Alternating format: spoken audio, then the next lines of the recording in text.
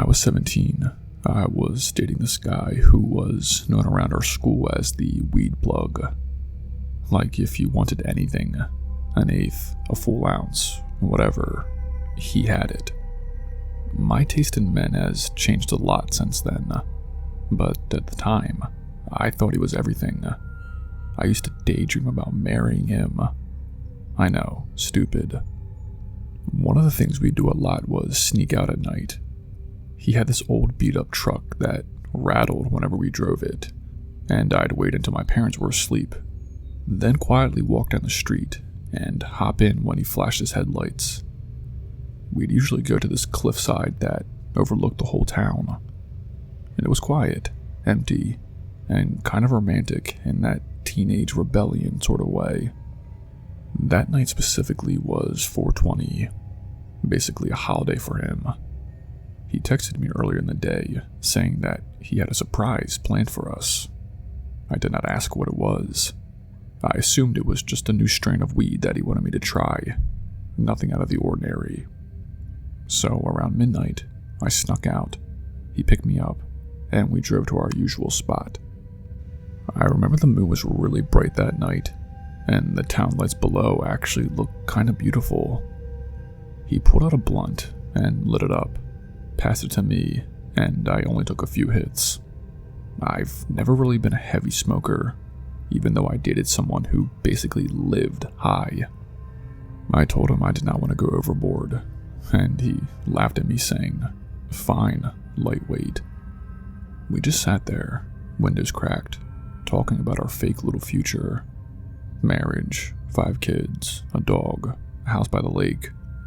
We were even going back and forth about what we'd name our future kids. I remember suggesting Elijah, and he liked that. That's when it all went wrong. Out of nowhere, there was this loud bang on the passenger side window. I jumped so hard I almost screamed. Standing there, right up against the glass, was a guy in a cracked plastic clown mask. Behind him were 2 more guys in Halloween masks. One was a devil face, and the other was just a black ski mask. All of them had guns, real ones. My heart dropped. My whole body froze. One of them banged again and motioned for my boyfriend to get out of the truck. He looked at me, eyes wide like a deer in the headlights, and then slowly opened the door. They shoved him away from the car and closed the door behind him. I couldn't hear much, just muffled voices and heavy footsteps. Then I saw them drag him towards the woods. The other 2 opened the back doors of the truck. I had no idea what they were doing until one of them pulled out a few backpacks from under a blanket. I had no clue those were even back there. One of them kept a gun pointed right at my face, while the other zipped open the bags quickly, then slammed them shut and nodded. Just like that, they turned and left, disappearing into the woods. I sat there in silence, literally shaking, and then I heard a gunshot. Just one. I screamed and dropped to the floor of the truck, curled into a ball on the floorboard, sobbing and praying I wouldn't be next. I was literally paralyzed with fear. I don't know how much time passed. It could have been 5 minutes or 20, but eventually I heard the driver's side door open. I gasped and looked up, thinking this was it. But it was my boyfriend. His nose was bleeding, his lip was busted, and he was breathing hard. He jumped in, threw the truck into drive, and floored it. I kept asking what happened, what they did, if he got shot, and he finally pulled into this alley and parked. He told me they took all of his weed and cash, said he had like $3,000 worth of stuff in those bags. They roughed him up, punched him in the face a few times, and fired the gun into the air as a warning. He wasn't hit, but then he turned on me. He looked at me dead in the face and asked if I set him up, like if I knew those guys. I was stunned. I told him I had no clue who they were, that I was just as scared as he was, but he did not believe me. He was convinced I tipped someone off or had planned the whole thing. I kept saying no, over and over, but he did not care. He drove me to the end of my block, did not say a word, and told me to get out. He said we were done, just like that. I got out, closed the door, and he sped off. He blocked me on everything. Phone, socials, gone. I never saw him again after he graduated that year. That night broke something in me. Not just the fear, but the betrayal. I was nearly killed, and the person I thought I loved more than anything thought I set him up. It took me a long time to realize that he was deep in stuff I never should have been around in the first place. That night definitely still messes with me. I don't go near cliffs anymore, or weed.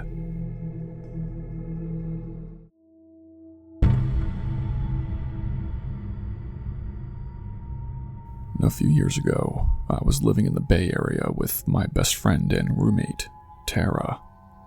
We grew up together, so getting a place of our own while we worked on building our careers felt like a full circle moment.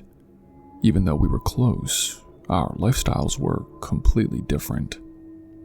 Tara smoked a lot of weed, like constantly.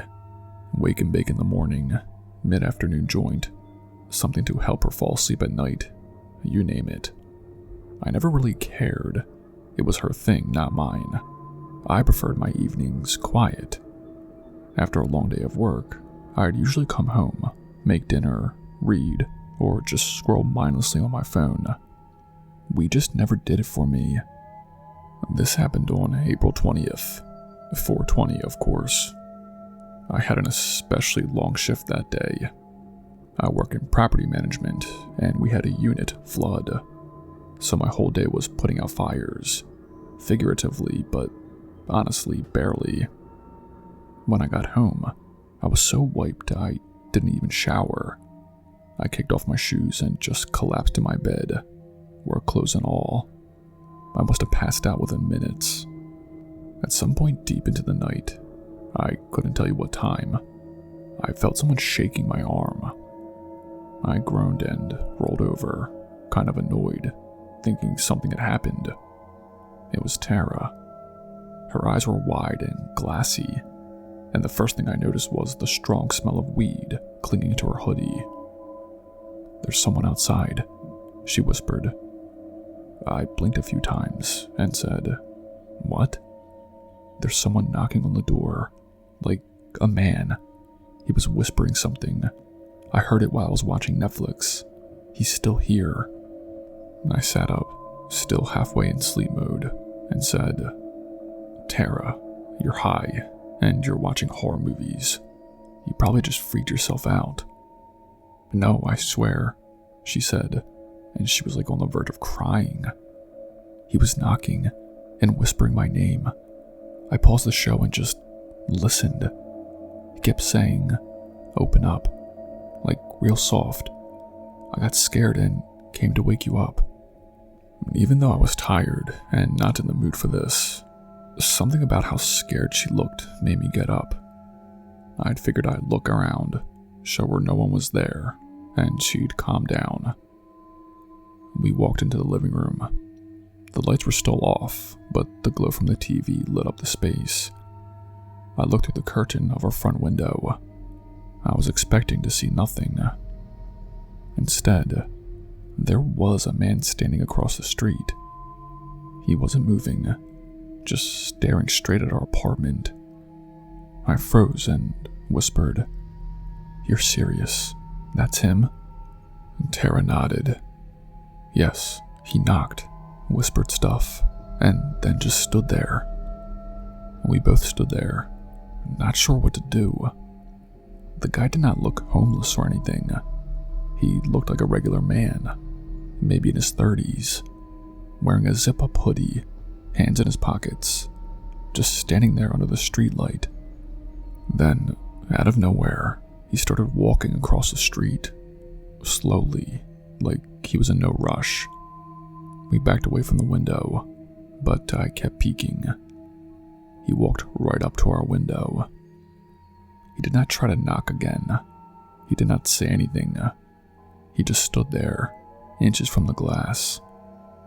His face was close enough that when he exhaled, it fogged the window. Then he did something that makes my skin crawl even now. He raised one finger, and in the fog, he drew a heart. Just a heart. Then he smiled. Not a big grin or anything. Just this soft, knowing little smile. Like he knew he freaked us out and liked it. He backed away slowly, then turned around and walked down the street. Just vanished into the dark. There was no car, no running. He was just gone. I immediately locked every window and door, while Tara called her boyfriend.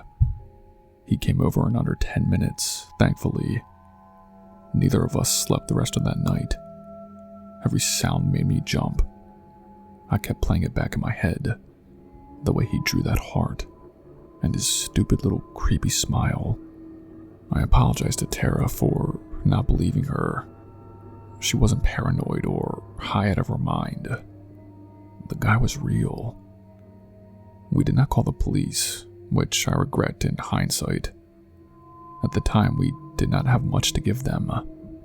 No video, no real description other than a man in a hoodie. And he didn't technically do anything illegal, I guess.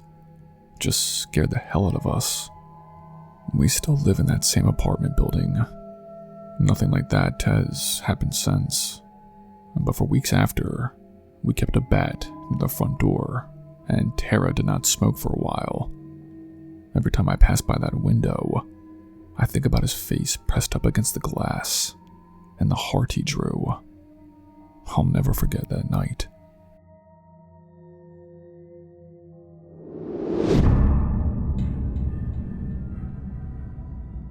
Hey, I don't know if this is what you're looking for, but this happened to me and my friend last year on 420, and I still don't really know how to explain it.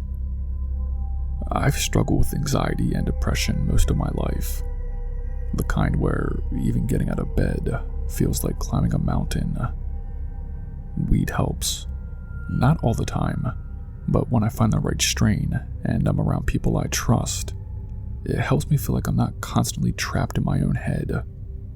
Anyway, my best friend, Claire, and I have a little tradition. Every 420, we just drive around, get high, listen to music, and eat junk food. Nothing too crazy, just our way of blowing off steam. That night, we drove out to the spot near the old quarry, about 20 minutes outside of town. We parked under a row of trees just off the back road, far enough that no one would bother us. We rolled the windows down, turned on some Frank Ocean, and sparked up. It was chill. We were maybe halfway through our second joint when I started feeling that creeping sensation I sometimes get. Not paranoia exactly, but just I'm too aware. Like something feels off. Claire even said, "Hey, you good?" And I just nodded, but really I wasn't. About 10 minutes later, we were just sitting in the car, talking when Claire goes, "Wait, do you see that?" We both looked toward the tree line, and I swear, I saw something moving.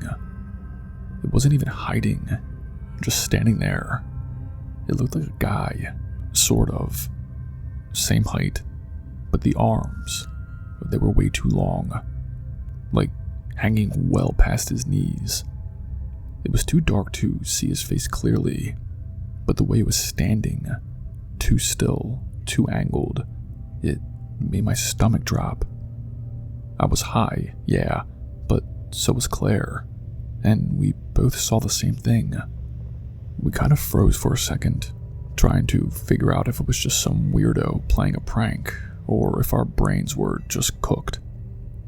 Then it moved. Not towards us, just kind of shifted its weight, but the motion was all wrong, like joints bending in places they shouldn't. I panicked and told Claire to drive, and thankfully she listened. We did not even say much on the ride back, both just kind of staring at the road, trying to calm down.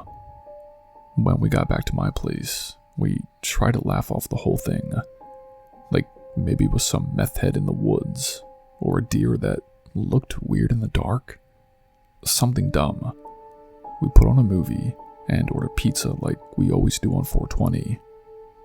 The pizza showed up around 11. We were sitting in the living room, lights low, eating, still kind of shaken but trying to move past it.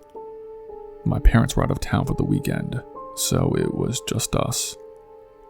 I was mid-slice when Claire went completely still and whispered, "Don't freak out, but look at the back window." I turned my head. It was hard to see at first, but then I noticed the outline. That same figure, right outside the sliding glass door. It was not doing anything, just standing there. But I could see it more clearly this time. The limbs were all wrong. Arms way too long, legs kind of bowed in like it was struggling to stand upright. I still couldn't see a face, just the dark silhouette against the porch light. But I knew it was the same thing from the quarry. We did not move, just sat there frozen for what felt like forever. I grabbed my phone and tried to record it, but by the time I hit record, it was gone. Vanished. With no sounds, no footprints, nothing.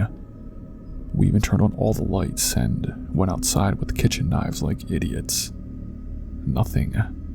It was simply just gone. We did not sleep that night, kept every light on in the house, locked all the doors, and stayed up watching dumb YouTube videos, trying to keep ourselves distracted. I know how this sounds. I've tried replaying the night over and over again in my head. Maybe we were just too high. Maybe it was some guy screwing with us. But here's the thing. I know my mind. I know what paranoia feels like. This wasn't that.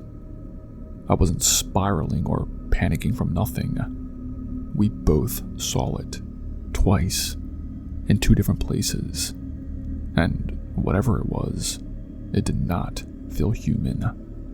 I don't know what its deal was or why it followed us home, but I've never felt fear like that in my life. We don't smoke on 420 anymore. Not after that.